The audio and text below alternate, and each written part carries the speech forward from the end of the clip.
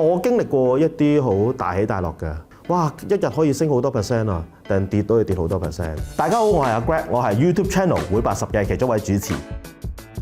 我諗會80嘅聽眾都知，我真係開始對理財或者投資有概念，就真係來自呢個節目。我諗第一樣嘢恐懼啦，因為我冇理解過投資係乜嘢，我冇理解過理財可以有乜嘢嘅方法，而因為基於無知或者基於呢啲咁樣嘅未知嘅恐懼，令到咗我冇去做。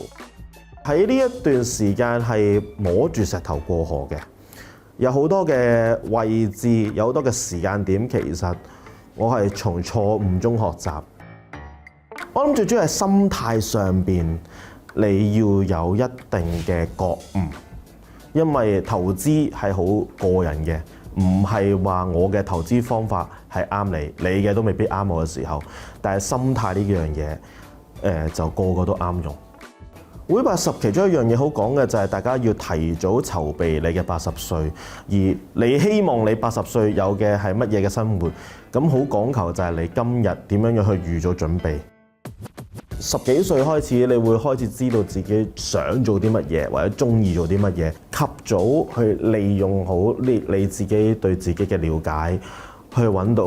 啱自己嘅一個出路。咁可能到頭來你嘅投資可能未必咁早有你嘅回報嘅，咁但係總好過你唔用好你嘅天賦同你嘅興趣咯。